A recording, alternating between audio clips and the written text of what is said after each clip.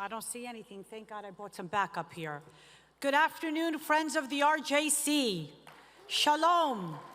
My name is Siggy Flicker. I'm a loud, proud, strong and courageous 58-year-old Jewish Zionist housewife with a fabulous facelift.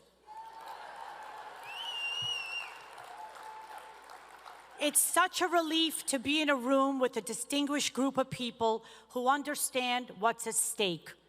We are living in biblical times and fighting a spiritual battle, and we must win this battle to save Western civilization. Our children and our grandchildren's lives depend on it. I'm here today to share my story with you, not for sympathy, but for strength, because I know it inspires you to stand even taller, to be proud, and never, ever, ever apologize for supporting the Jewish people and the only Jewish homeland, Israel. My friends, when you stand with Israel, you are standing with our national security partner, and you are standing on the right side of history. I was born in Jerusalem, Israel, during the Six-Day War. My father, Dr. Mordechai Paldiel, is a Holocaust survivor and scholar who led Yad Vashem's Righteous Among the Nations division for over 24 years.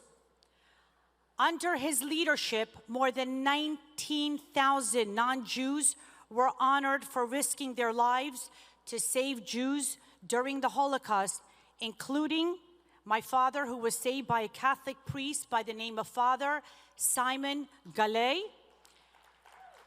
who saved my father and his entire family in Nazi-occupied France. Without Father Gallet's courage, I would not be standing here today with you. So from the bottom of my heart, I want to thank every non-Jew in this room who stands shoulder to shoulder with Israel and the Jewish people. Toda Rabah. Thank you. Toda.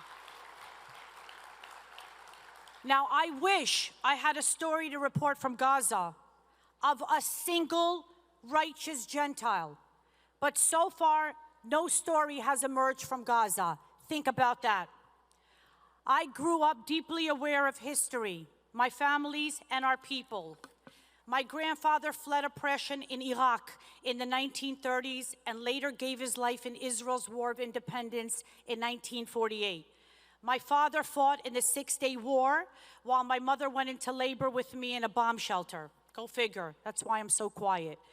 My father later served proudly in the United States Army. When our family immigrated to America legally, my parents taught me two lessons that shaped everything I am today.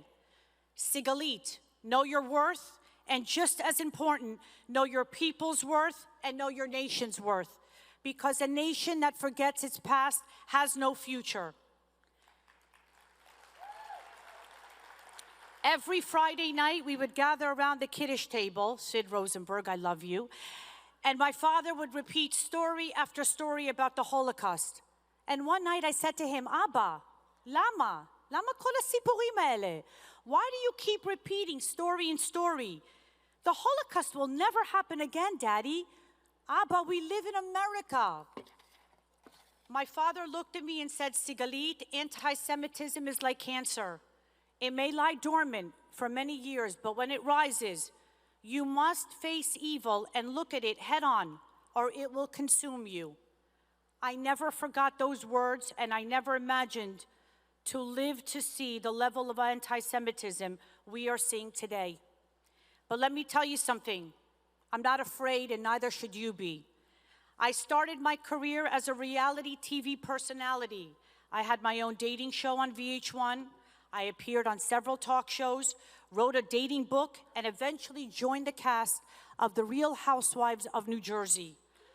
Right around the same time, this is Hashem, the same time that Donald John Trump announced his run for president. I stood up for President Trump back in 2015 before it was even cool. That is when the entertainment industry came after me with a vengeance in the editing room. I learned very fast about fake news, selective editing, and false narratives. Of course, I was angry. I was frustrated. I cried a lot, but I never caved because I knew I was standing with the greatest president in modern American history, Donald John Trump. I believe that experience is what bonded the president and me when I met him a few years ago, because no one understands fake news and false narratives better than President Trump. I'm also honored that President Trump recently nominated me to the U.S. Holocaust Memorial Council, along with incredible people here tonight, my mentor, Barbara Feingold, Tila Falick, Sid Rosenberg, Robert Garson, and John Burkham. Today, I also serve as the national spokeswoman for Jexit, Michelle and Karen. For those of you who don't know, it stands for Jews Exiting the Democrat Party. And yes, I was once a Democrat. I'm sure a lot of people in the room were once Democrats. But I woke up, and I will never, ever, ever again support a party that turns its back on Israel, America, and that enables anti-Semitism. Now for the important part. Ladies and gentlemen, America faces a huge problem. And I have a secret for you. It's not a Jewish one. It is the Red-Green Alliance, the unholy union of Marxist revolutionaries and Muslim jihadis, united by one goal: to destroy Western civilization. Their narrative, I know a lot of people are afraid to speak about it, but we must start talking about this. Their narrative is simple and they're not shy about it. Infiltrate, populate, dominate, never assimilate, and then create a caliphate. In other words, you better convert, submit, or die. As the great Charlie Kirk, my friend, would say, immigration without assimilation is an invasion. And he was correct.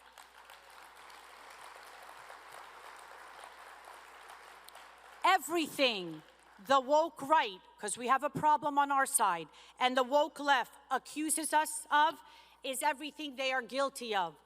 They're brilliant at distracting our youth and stirring up hate for Israel, a country smaller than the size of New Jersey, and obsess and blame the Jews, only 0.2% of the world's population, for every problem in the world, while they infiltrate America's institutions funded by Qatar and hide behind words like justice and equality. October 7th was another Holocaust for the Jewish people, different in form, but identical in spirit. The difference is, my friends, it's not so easy to kill Jews anymore.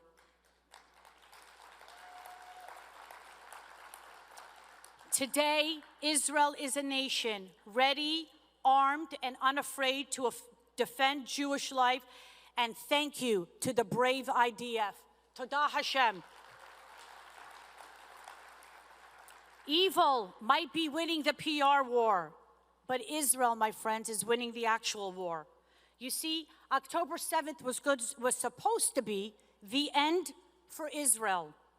You see, Hamas attacked us from the south, Hezbollah from the north, the Houthis from the sea, and militias from the east. Now, you already know what happened. Hold on, my beeper's going off. Israel dismantled the entire thing.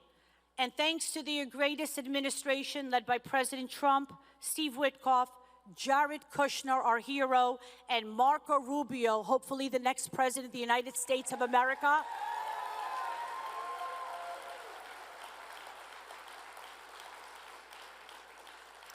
we got our live hostages home, and we will not rest until the deceased bodies are home as well. While the world obsesses over optics, Israel focused on survival. And Israel now, and Israel won. History is not going to remember who won the PR war. It will remember that once again, Israel survived and prevailed.